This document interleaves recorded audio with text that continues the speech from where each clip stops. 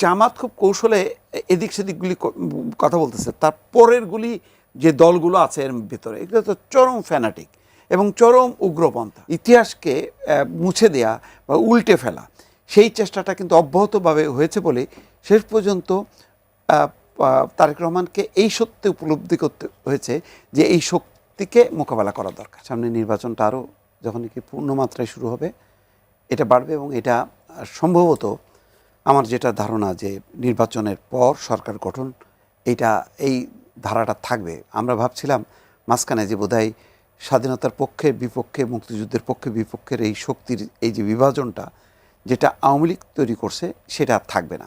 আওয়ামী লীগ তৈরি করছে একটা ক্ষীণ রাজনৈতিক স্বার্থে, আর এখন হচ্ছে একটা রিয়েল একটা ফাইট যেখানে আওয়ামী লীগ আর নেই, কিন্তু এই ঝান্ডাটা অন্য পক্ষকে এখন তুলতে হচ্ছে এই কারণে যে যেই রিয়ালাইজেশনটা দরকার ছিল মানে জামাতে ইসলামীর, আমি কিন্তু সেটা দেখলাম না।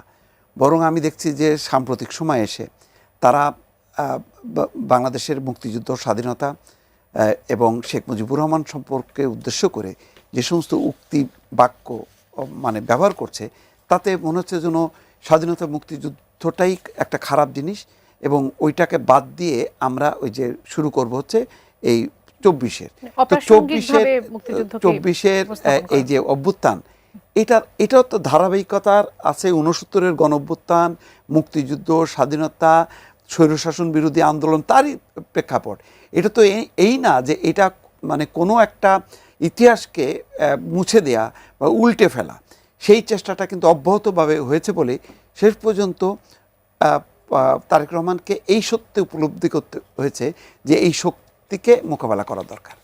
আপনি এবং কেন দরকার হচ্ছে, বিএনপিকে বলা হচ্ছে এটা ফ্যাসিস্টের আর একটা শক্তি, অর্থাৎ আওয়ামী লীগ যা তাই। তাহলে 15 বছর ধরে যেই দলটা নির্যাতন নিপীড়নের শিকার হলো, আপনি আজকে, এবং তাদেরই তো আপনি জোট সঙ্গী ছিলেন, আজকে তাদেরকেই বলতেছেন তারা ফ্যাসিস্ট। তো তারেক রহমান বলছে না যে জোট সরকারের যেই সরকারে জামাত ইসলামের 2 জন মন্ত্রী ছিলেন, হ্যাঁ, তো তারা শেষ পর্যন্ত ছিলেন, যদিও তারা এখন প্রয়াত, যুদ্ধাপরাধের দায়ে তারা ফাঁসি হয়েছে, কিন্তু তারা তো শেষ পর্যন্ত ছিলেন। একবারও তো তারা রিভোল্ট করে বলেননি যে না, বিএনপি হচ্ছে দুর্নীতিবাজ সরকার, আমরা এখানে থাকবো না, আমরা যেহেতু সৎ মানুষের শাসন চাই। আপনার সুবিধা অনুযায়ী আপনি যদি কথা বলতে থাকেন এবং দীর্ঘদিনের মিত্র শক্তিকে যদি আপনি ফ্যাসিস্ট বলার চেষ্টা করেন, আকারে ইঙ্গিতে বলেন যে তারা নির্বাচন পিছায় দিচ্ছে, তারা ষড়যন্ত্র করতেছে, তারা ভারতের সাথে সমঝোতা করছে এবং তাদের কারণে জুলাই সনদ বাস্তবায়ন হচ্ছে না, তারা 72-এর এই ফ্যাসিস্ট সংবিধানটাকে আঁকড়ে ধরে বেঁচে থাকার চেষ্টা করতেছে, তাহলে বিএনপি বসে থাকবে কেন? বিএনপিকে কথা বলতে হবে।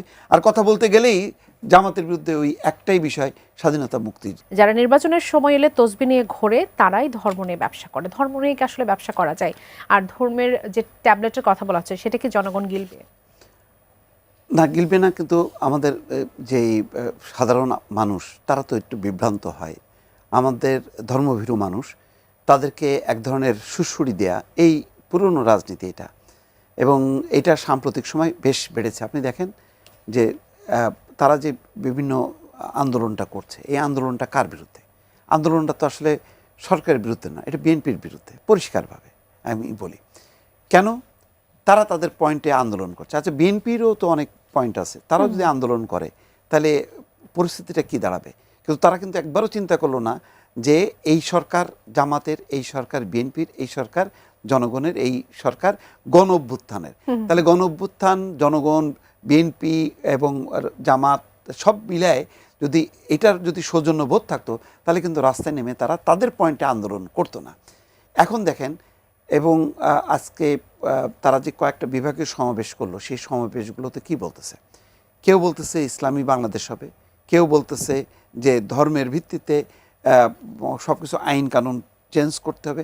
আপনি শুধু জামাত খুব কৌশলে এদিক সেদিকগুলি কথা বলতেছে, তার পরেরগুলি যে দলগুলো আছে এর ভিতরে এগুলো তো চরম ফ্যানাটিক এবং চরম উগ্রপন্থা, এবং এদের নেতৃত্বে সারা দেশে ওই তৌহিদি জনতার যেই মবগুলি হয়েছে সেইগুলি তারা কিন্তু প্রমোট করছে। তো তাদেরকে নিয়ে এক কাতারে যখন করছে এই জোট যদি ক্ষমতায় যায় বা জামাত যদি ক্ষমতায় যায়, তাহলে এদের কথা শুনতে হবে। তাহলে এদের কথা শুনলে আমরা যে চিত্রটা পাবো সেটা কী পাবো? এটা তো ভয়াল চিত্র পাবো।